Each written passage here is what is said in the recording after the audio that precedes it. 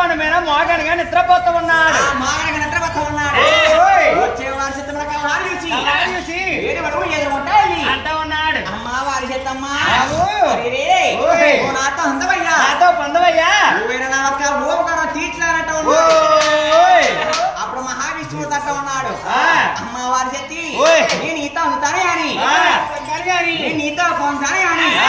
అమ్మవారి చేతమ్మా నువ్వు సొత్తే నాకన్నా తల్లివై ఉన్నావు. నా అందరితో భస్మం చేసి వచ్చావు మైలుగా తన వద్దకొచ్చావు. అమ్మ నువ్వు ఇలా పాసం తలవరా తానం చేసి కోరుకున్న కోరికల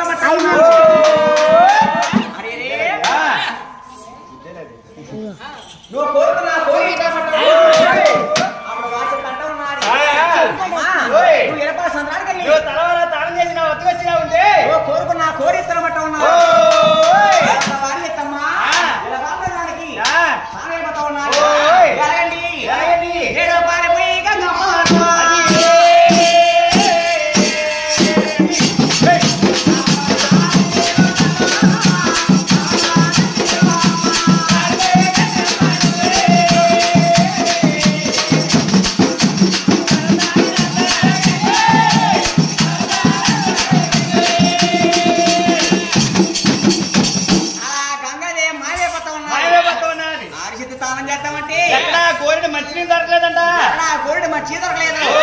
వచ్చే దారిలో కబులు ఒకటేసి కప్పులు పాదలు ఆ పంచుకుంటే ఆవు పంచుకు తీసుకుని తలపై కలుపుని చుట్టుపరుచుకొని పరుగు వైకుని పట్టవుతున్నది. వైకుని పట్టణం వస్తుంది.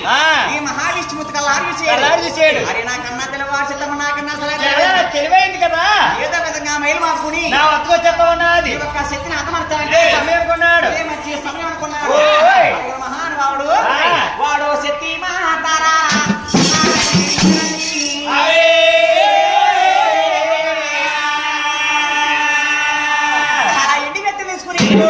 అలా ఇంటిపై కొట్టాడు.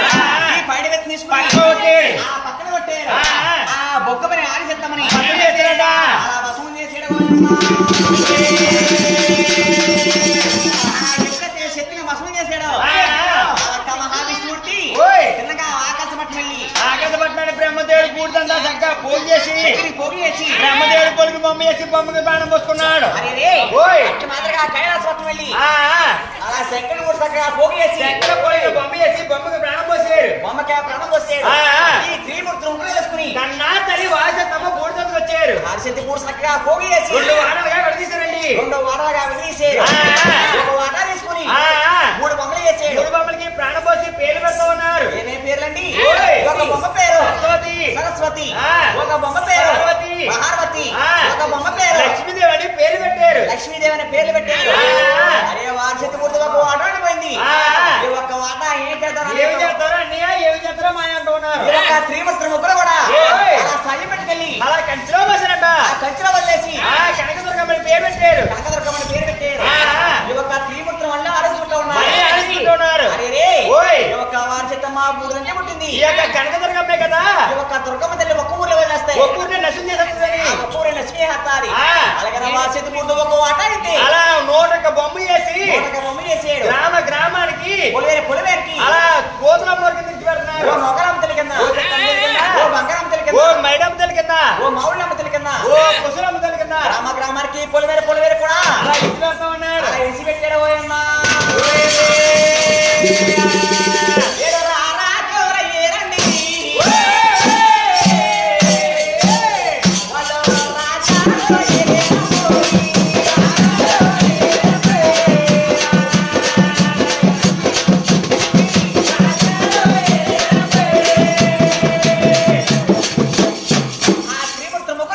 రాజ్యాలు వెళ్తున్నారు. ఎవరు రాజ్యాలు వారు